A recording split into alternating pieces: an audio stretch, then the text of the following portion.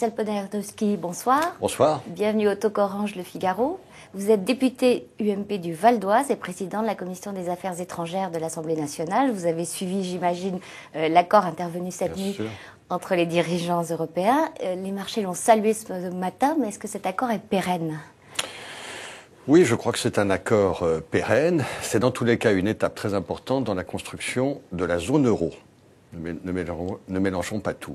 Maintenant, des engagements ont été pris, notamment pour un certain nombre de pays, et je pense en particulier à la Grèce et à l'Italie. Il faut dorénavant que ces engagements soient tenus. Parce que l'union monétaire suppose l'union budgétaire. Et ça ne peut fonctionner que de cette manière-là. Autrement dit, cela veut dire que des règles budgétaires communes et contraignantes doivent dorénavant s'imposer au sein de la zone euro. Ça, on va y venir. Je vous propose avant d'écouter la réaction de Daniel Cohn-Bendit, qui est eurodéputé vert et qui s'inquiète que le Fonds européen de stabilité financière doive s'adresser aux pays émergents et notamment à la Chine pour se financer. On a choisi de se livrer pieds et poings liés aux pays émergents. C'est complètement ridicule cette histoire parce que vous ne pouvez pas d'un côté débattre d'une protection contre la mondialisation sociale, environnementale, et demander à ceux avec qui vous allez négocier cette protection de payer votre crise financière. Alors j'ajoute que François Hollande, le candidat du PS, vient d'ajouter qu'il s'agissait d'une dépendance de fait vis-à-vis de la Chine. Que leur répondez-vous ? Je leur réponds que c'est grave. Et en particulier, c'est grave de la part du candidat socialiste à la présidentielle qui puisse avancer un tel argument. Ça révèle une méconnaissance totale de la situation dans laquelle le monde est aujourd'hui. Le monde est intégré. Si la Chine, le Brésil, la Russie demain souhaitent participer soit au fonds européen, soit à une annexe du fonds européen, c'est pas pour nous faire plaisir, c'est pas pour nos beaux yeux, c'est tout simplement parce que c'est leur intérêt. Nous sommes aujourd'hui le plus grand client, le premier client de la Chine, le premier client des États-Unis, le premier client de la Russie. Et bien évidemment, c'est très important pour eux que l'euro maintienne un cours par rapport à leur propre monnaie qui soit un cours stable. Et c'est ça d'ailleurs. Hein. Et bien sûr, et c'est la raison pour laquelle ils le font. Et pour laquelle ils participeront. En tout cas, c'est ce que Nicolas Sarkozy a, semble-t-il, obtenu du président Hu Jintao qu'il a eu ce matin au téléphone. Et c'est souhaitable. Les budgets des pays aux déficits excessifs devront être soumis à la Commission européenne avant d'être débattus par les parlements nationaux. Et la Commission pourra aussi surveiller leur exécution. Cette disposition inquiète également les souverainistes ou néo-souverainistes. C'est une disposition qui est fondamentale. Je veux dire, tout le problème aujourd'hui face auquel nous sommes, ça n'est pas un problème de la crise de l'euro. C'est un problème de la crise des dettes souveraines. Et pourquoi est-ce qu'il y a des dettes souveraines ? Parce que les déficits budgétaires, année après année, et maintenant à peu près depuis 30 ans dans le monde occidental, sont beaucoup trop importants. Par conséquent, il faut contrôler ces déficits budgétaires annuels.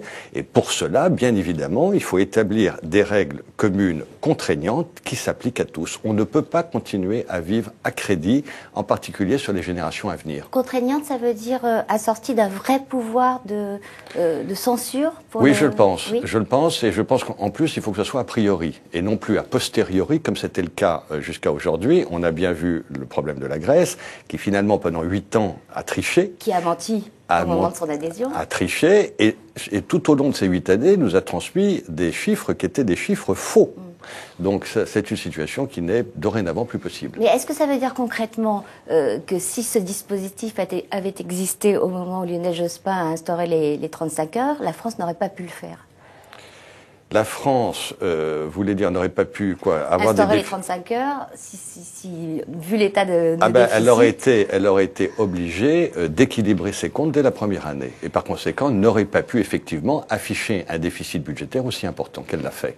Est-ce qu'il faut anticiper la révision probable des traités européens sur les règles budgétaires en adoptant dès maintenant une règle d'or en France avant la présidentielle ? Non, la règle d'or est indispensable et d'ailleurs un certain nombre de pays l'ont d'ores et déjà adoptée. Je regrette beaucoup, bien évidemment, que les socialistes aient refusé l'adoption de cette règle d'or. C'est simplement une bonne conduite, un bon usage de la gestion de notre pays. Par conséquent, ça s'impose. Je ne pense pas que ce soit nécessaire de fondamentalement modifier les traités européens.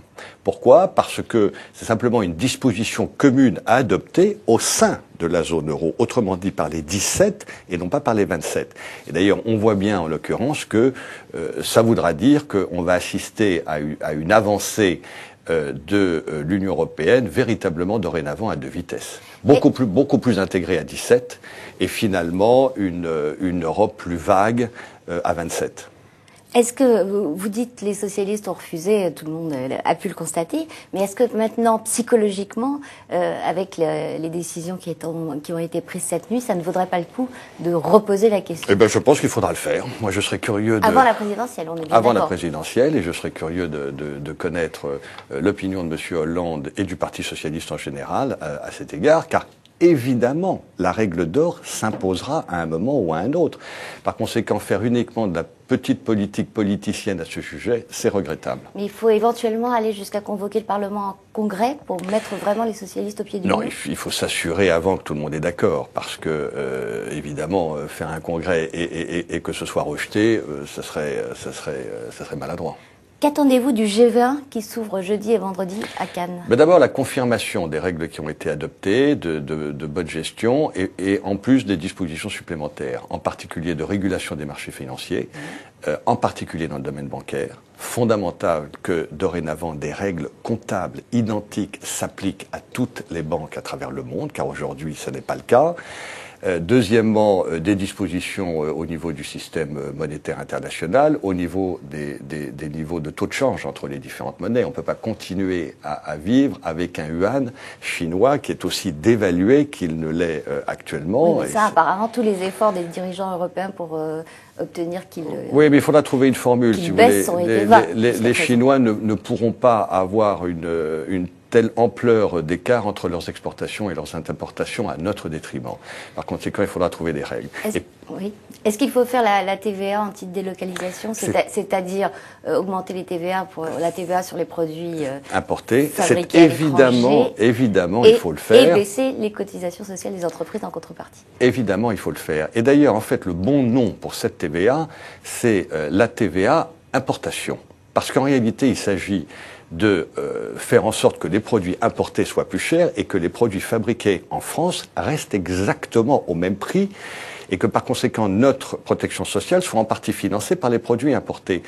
C'est tout simplement, ça permet tout simplement de mieux et de plus produire en France, d'acheter français, et il n'y a rien de mal à cela, et finalement de faire en sorte que nous contribuions de cette manière à la réindustrialisation de la France, parce que c'est ça qui se passera.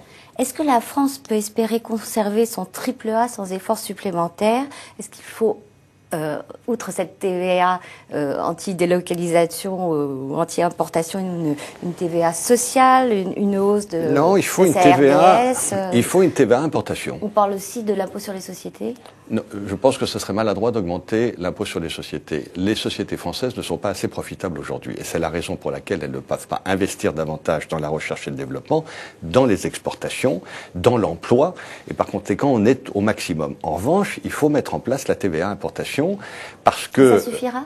Et ça suffira. Il nous faut, si nous passons de 1,75 à 1% de réajustement de croissance, ça veut dire qu'il faut qu'on trouve 8 à 9 milliards. De cette manière-là, on trouvera facilement 8 à 9 milliards. Donc ne pas toucher à l'impôt sur les sociétés, non, surtout pas. C'est déjà très élevé. Les socialistes ont critiqué les modalités de l'intervention de Nicolas Sarkozy ce soir à la télévision. Qu'est-ce que vous leur répondez?